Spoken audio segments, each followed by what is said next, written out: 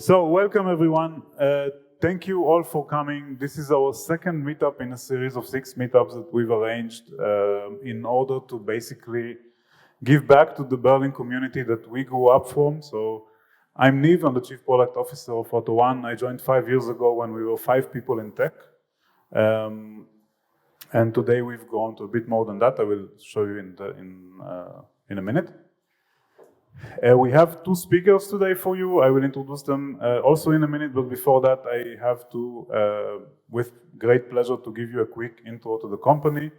It's quick, as I said. So basically we are AUTO1. We were founded in 2012, headquartered in Berlin, and we are Europe's leading digital automotive platform.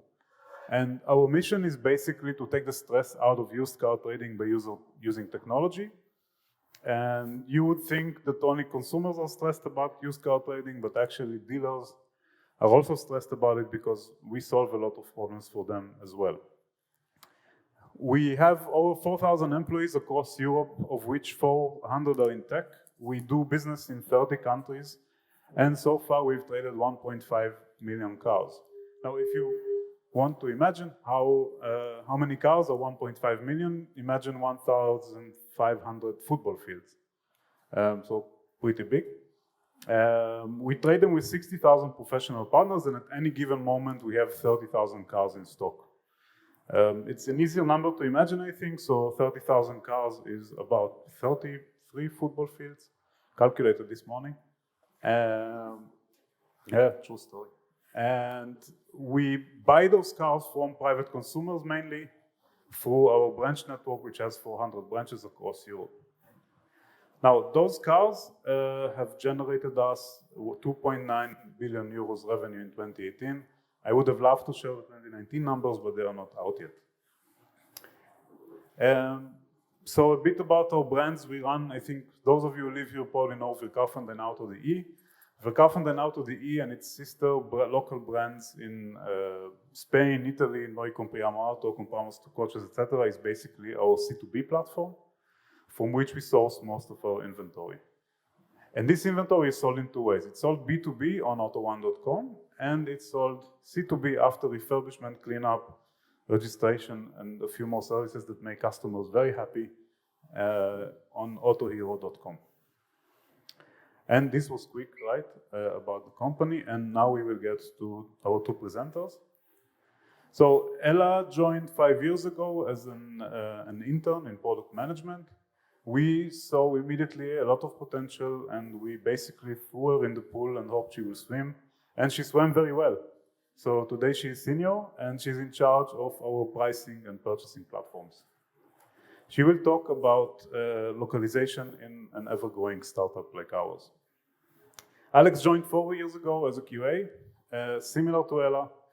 He showed a lot of potential, and again, we threw him in the water and told him, okay, you seem to have leadership potential, maybe you lead our 2 or 3 QAs that we had then. And he swam very well. So today he's the director of QA, and he will talk about shifting up your test gear. So that was my intro, and we will now move to Ella.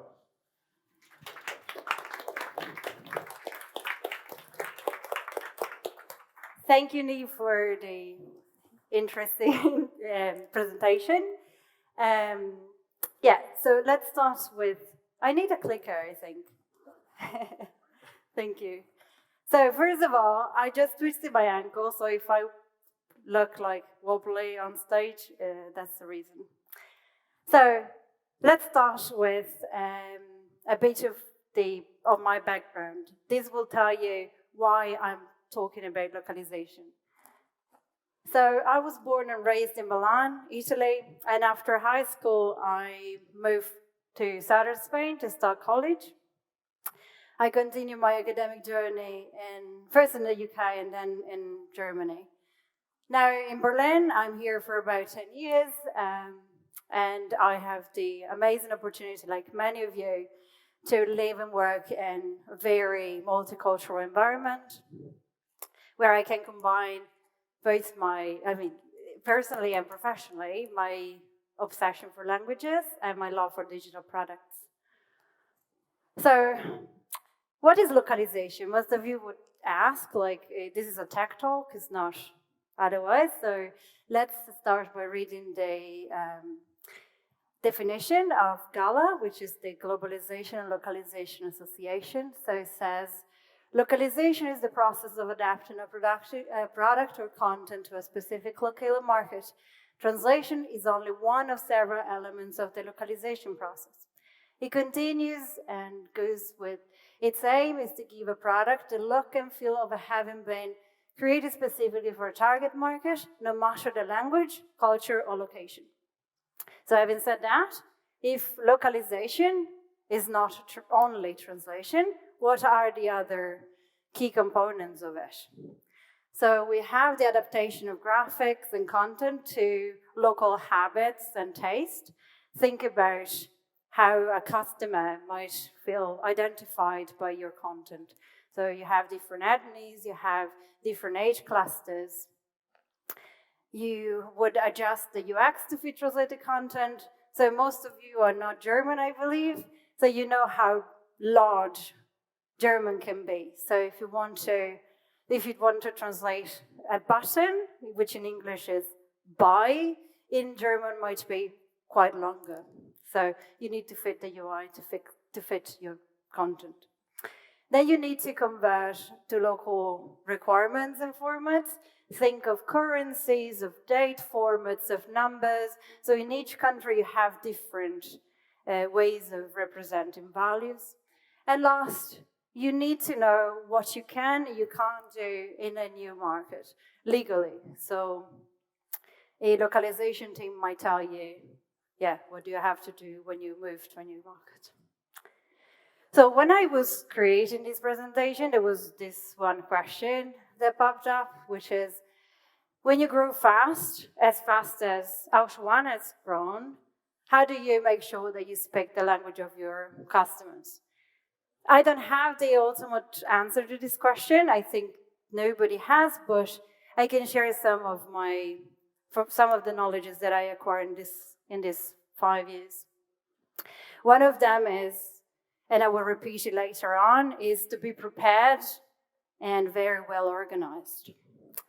So these are, like, I divided this presentation, let's say, in 3 key knowledges, let's say, or key points.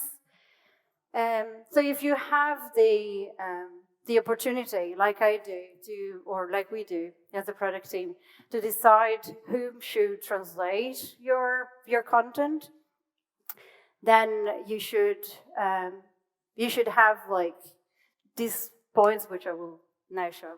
So first of all is make sure that your team understands the terminology. So especially now for AUTO1, we work in automotive industry and we need people that know how to translate certain things. So for example, car parts. If you don't know how to translate car parts, you will result in quite confused car dealers, which also means no business, or even worse, with very expensive claims. Native speakers aren't translators. So you need to make sure that the people you're asking are not just, oh, I'm French, I can translate a newsletter, I'm Italian, I can translate your content. Then you should make sure that the translation team would understand the source language and that you're using the source language for asking the translations. So this might sound quite obvious, but if you start a business in Germany, let's say, you might use German as source language, like we did when we started. But then you move to other countries and German is not the language that the other countries talk. So it could be very difficult to find a translation team that can translate your content from German to Spanish to Italian, etc. So if it's too specific, it wouldn't work. So I would say start with English at all time. And then know how to use internal or external resources. So sometimes we have the need to release something very quickly and we don't have translations. So what do we do? Well, what I do is I look around, I look at my team, and I go for my best shot, which is normally a colleague that speaks the language. I said before, native speaker and translators. In certain situations, they might be. Mind, not everybody should do that, but it could help. The second point would be to use your tools in order to brief your team properly. So you should brief the translation team. You should tell them what they need to be translating. So, for example, is it a new feature? Is it an improvement? Do they have already some context? You should help them. Like, what is it that you need to translate? Use visual aid. You should use screenshots in your briefing, but also in your translation as a software interface, if it's possible. At AUTO1, we use PhraseUp, and they have a very nice option to upload a screenshot, and you would identify on the screenshot exactly where your translation is going to be. And this gives the spatial context, which you should identify. So spatial context is as I said, where on the screen it should go, but it's also like what kind of page are you translating? Is it a B2B interface? Is it a newsletter? But also, what purpose does it have? Does it have the specific key? Is it a call to action? Is a label in the form? And we find out that using a standardized key format was the way to go. So we use we try to use, okay, because it never works like that everybody does the same, but we try to use screen section purpose element, which gives a very good spatial context to the translation team, but also in case like a developer has to go and find a key where in the code, it would be quite easier to find it out. So why is this important? I'll give you an example. So this is me, almost 2 years ago, changing the translation. And this was because we found out a very bad translation bug on our website. Someone translated the car body type, so the car type, pickup, into the German Abholung, which is the German word for pickup, but if you talk about logistics methods, which at AUTO1 is also a topic, so it's not like so far-fetched. Nevertheless, if we would have used a key format instead of just the key pickup, it would have avoided this translation bug. The third point would be to make it part of your product. If you own the localization as a product manager, you should own it. Like you own functionality, you own localization. So I said it before that you need to be prepared and very well organized in order to change very fast. And preparing a translation pack is the way to go. So you should think every time before launching in a new market, what you need to do. So what do you need to localize? Is it a different currency? Do you need to add CRM to that specific source? Do you need your legal department to localize terms and conditions? So just be ready, like, okay, if I launch Finland tomorrow, what do I need to do? Find out to own the whole process. I promised my team who is today here that I would talk about them, and here is that part. As a product manager, it is difficult to own part of like the code. What they allow me to do is to own the localization part, or at least some part of it. So what they created is a job in Jenkins that I can autonomously run myself in order to redeploy a new environment and expose fresher translated keys. And that has agiled a bit the full process, so I don't have to ask them every time, oh, could you please redeploy this environment because they changed a comma or its capital or whatever. So I can do that myself and run the job. Consider it in your feature development timeline, and ideally from the very beginning. Sometimes, if you don't do this, you will forget to ask, and then you will end up with with an unfinished product, basically. But also, you will forget to tell your devs that they need to add translation keys to the code. So they will have to go under, like, in hundreds of files to look, okay, so what is the component that I need to, where I need to add each translation key. And for QA as well, so add it to your acceptance criteria if you want them to look at translations before release. Beware of automatic updates. So I said it before that we have this automatic process, but this doesn't mean that I just completely forget about it. If I would forget about it, I would just rely on the system and end up with lots of different bugs.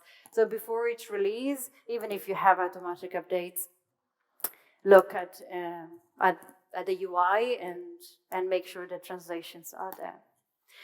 And this will basically relieve you of headaches. Yeah, and translations are the worst kind of headaches. It can hinder your product. You could, like, if you launch in a new market with a poorly localized product, they're not gonna buy it. Now I thought about making sure that you understand what I mean with translation bugs, or just a couple of examples really. This is a picture that my friend Anna sent me by WhatsApp. One day she came back home from Tegel and she was like, look at this. They translated every single thing using Google Translate, most probably. We have a lot of people here, but I'm sure that in any of the languages, it sounds local. So this is a bad example of how to translate things for tourists. Like, oh, I have a cousin that can speak Turkish. And this is my favorite example of all. This is the great Mitsubishi Pajero, which is not Pajero in South America or Spain. For the Spanish people here, is there any? None? Okay. Well, it's called Montero. It's called Montero because the word Pajero in Spanish is pajero, and you wouldn't like to drive a Mitsubishi Wonker on your way to work. So what are my learnings from all this? Is that you should take care of localization, because speaking the language of your customers adds a great deal to your credibility and boosts positive association to your product.